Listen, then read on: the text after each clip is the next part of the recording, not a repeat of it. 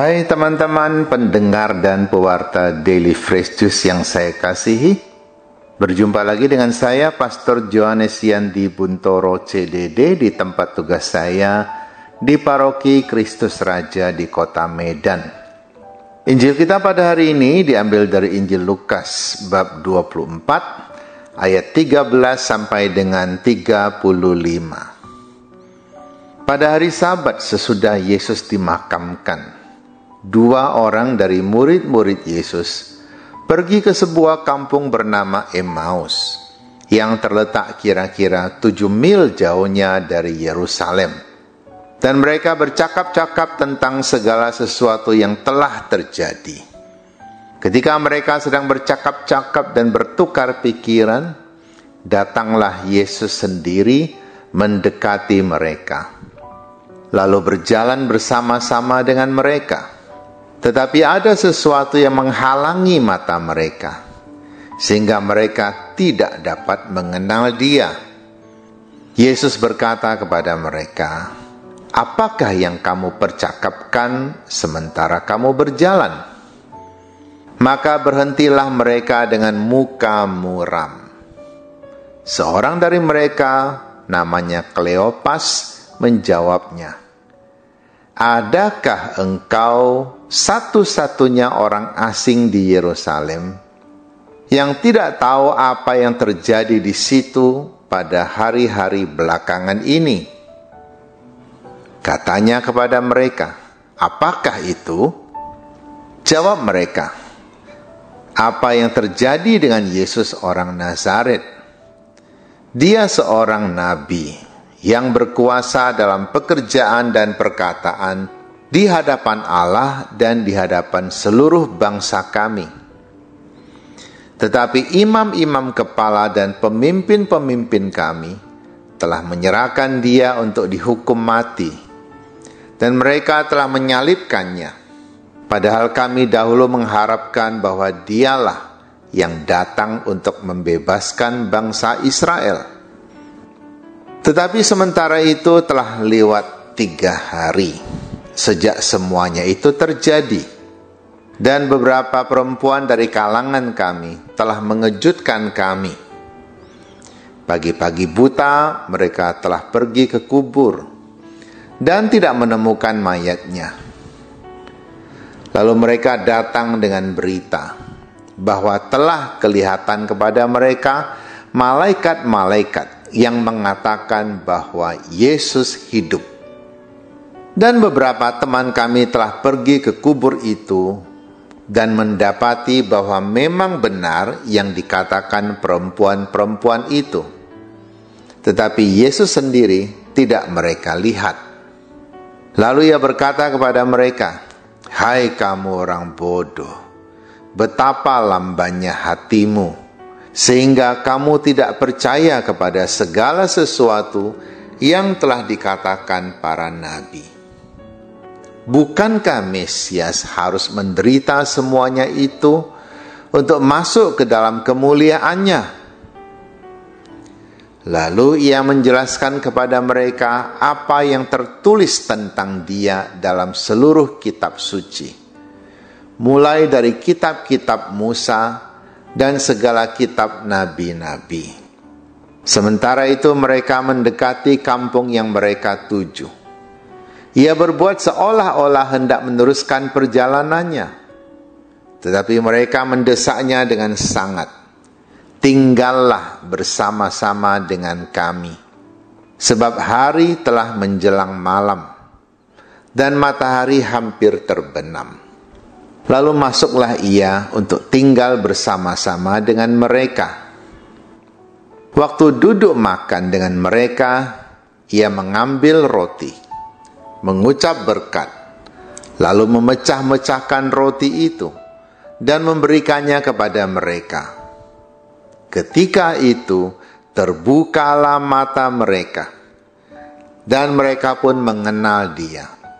Tetapi Yesus lenyap dari tengah-tengah mereka. Kata mereka seorang kepada yang lain, "Bukankah hati kita berkobar-kobar ketika Ia berbicara dengan kita di tengah jalan Dan ketika ia menerangkan kitab suci kepada kita, lalu bangunlah mereka dan langsung kembali ke Yerusalem. Di situ mereka mendapati ke-11 murid. Mereka sedang berkumpul bersama teman-teman mereka. Kata mereka kepada kedua murid itu, "Sungguh Tuhan telah bangkit dan telah menampakkan diri kepada Simon." Lalu kedua murid itu pun menceritakan apa yang terjadi di tengah jalan dan bagaimana mereka mengenal Yesus pada waktu ia memecah-mecahkan roti. Demikianlah sabda Tuhan.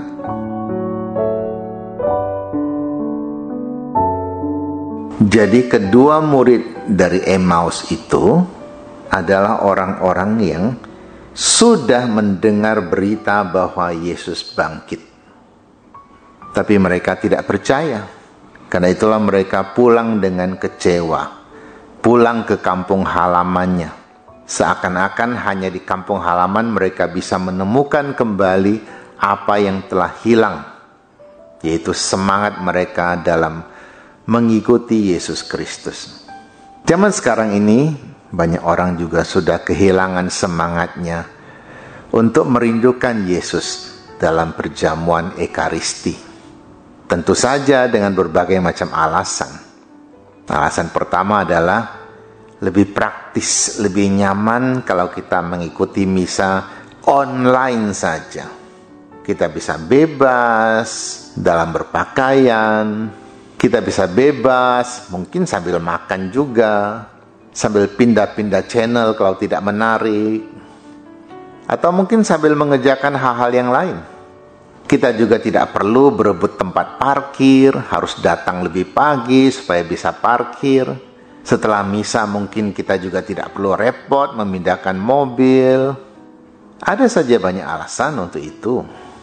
Tapi semua itu menunjukkan bahwa memang orang zaman sekarang ini semakin kehilangan semangat untuk secara nyata hadir dalam perjamuan Ekaristi.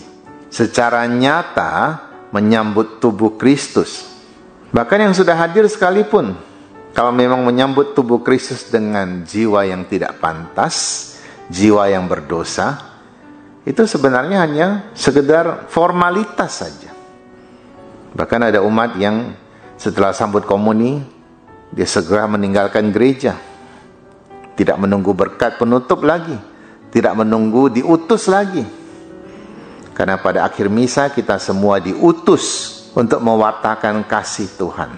Untuk melaksanakan sabda Tuhan dalam kehidupan kita sehari-hari setelah kita mendapatkan kekuatan dalam misa kudus itu. Tidak sedikit orang yang asal ke misa saja harus komuni. Tidak peduli dia ada halangan atau tidak. Atau mungkin merasa bahwa cara hidupnya sudah benar. Tidak ada halangan lagi. Meskipun mungkin ada yang belum pernah diberkati di gereja Katolik. Dengan santai saja menerima komuni. Padahal itu tidak diperkenankan oleh gereja. Atau mungkin sudah berpisah dengan pasangan lalu mendapat pasangan baru, hidup bersama lagi. Ada yang diresmikan dengan perkawinan, ada yang hanya kumpul-kumpul saja, itu pun tetap menerima komuni. Inilah yang saya katakan bahwa orang sudah kehilangan semangat. Tidak sungguh-sungguh rindu. Ke misa hanya supaya dilihat orang, saya masih ke misa.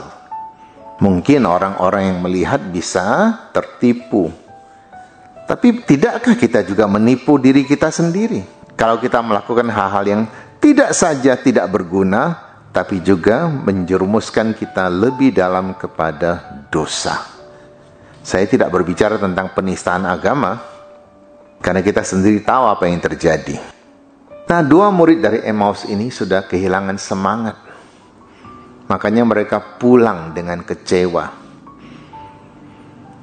Tapi pada saat mereka pulang, mereka masih berbincang-bincang tentang Yesus. Di mana ada orang masih punya minat berbincang tentang Tuhan, masih punya minat untuk berbuat baik kepada sesama, dan itu adalah pelaksanaan sabda Tuhan, maka Tuhan akan hadir di tengah-tengah mereka. Tidak sedikit orang yang sudah kecewa pada Tuhan, tapi tetap masih mau melakukan kewajibannya sebagai seorang yang mempunyai iman kepada Tuhan. Maka Tuhan hadir di tengah-tengah mereka. Seperti Yesus yang hari ini hadir di tengah-tengah mereka yang sudah putus asa, namun masih tetap berbicara tentang Yesus. Meskipun pembicaranya negatif, bahwa Yesus kalah dari orang-orang jahat itu. Dan Yesus bertanya, kalian sedang ngobrol apa? Lalu mereka menjelaskan kepada Yesus tentang kekecewaan mereka. Kekecewaan ini menjadi semakin besar karena mereka tidak menduga bahwa Yesus akan, dalam tanda kutip, menyerah seperti itu. Maka Yesus katakan, kalian ini orang yang bodoh dan lambat mengerti. Orang baru saja ketemu dibilang bodoh, ini bisa saja jadi masalah. Tetapi Yesus bisa menjelaskan kepada mereka tentang isi kitab suci dengan sangat meyakinkan, sehingga hati mereka berkobar-kobar. Dan sifat baik tetap mereka tunjukkan. Ketika hari sudah mulai gelap, mereka mengundang orang asing ini yang belum mengaku dirinya sebagai Mesias untuk tinggal bersama mereka. Artinya, meskipun kecewa, tetapi dalam diri mereka sudah tertanam sifat baik yang diberikan Tuhan kepada mereka ketika mereka beriman kepada Tuhan. Dan tinggallah Yesus bersama mereka, makan bersama juga. Dan di situ terjadi lagi perjamuan. Disitulah mata mereka terbuka. Apa yang sudah mereka alami, kenangan yang sudah lewat, sekarang menjadi kenyataan, hadir secara nyata di hadapan mereka. Ketika kita menghadiri misa, sebenarnya itulah yang kita alami. Itulah yang harus kita rasakan. Tapi orang zaman sekarang kan terlalu sibuk. Sudah sambil misa pun masih pikiran kemana-mana. Masih sibuk main HP, memperhatikan orang-orang lain yang berpenampilan aneh, yang berkostum tidak pantas ke gereja, ada saja. Artinya tidak sungguh-sungguh fokus kepada bintangnya perjamuan itu, yaitu Yesus sendiri yang memberikan tubuhnya sebagai makanan dan darahnya sebagai minuman, yang membuat orang tidak akan pernah lapar lagi dan tidak pernah akan haus lagi. Dan lebih-lebih memberikan kehidupan kekal kepada manusia. Memang kita belum mengalami kehidupan kekal itu. Tapi kalau sesudah mengikuti misa, setelah mendapat berkat, hidup kita menjadi lebih baik dan lebih berguna lagi, maka itu tandanya kita sudah mulai menikmati hidup kekal.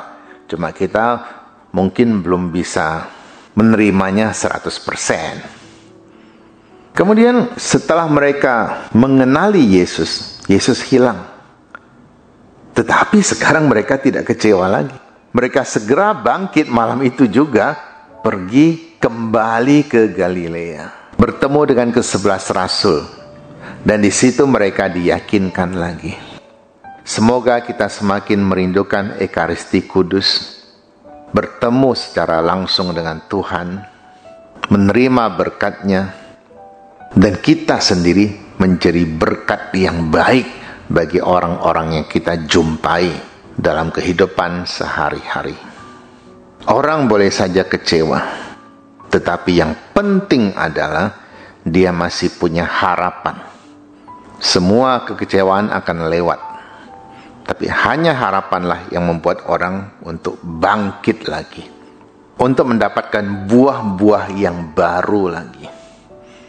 Seperti para petani, buah yang lama sudah dipetik, sudah hilang. Tetapi apakah mereka berhenti bercocok tanam? Mereka menantikan buah-buah yang baru. Kita juga demikian. Hidup kita belum selesai. Hidup kita akan selesai ketika Tuhan mengatakan sudah cukup. Di situ kita tidak perlu berbuah lagi. Kita akan menikmati buah-buah yang sejati di surga mulia. Semoga Tuhan membimbing, membantu kita untuk senantiasa setia di dalam iman kita. Amin. Marilah kita menerima berkat Tuhan. Tuhan bersamamu. Semoga Allah yang Maha Kuasa memberkati kita dan keluarga kita, Bapa dan Putera dan Roh Kudus. Amin.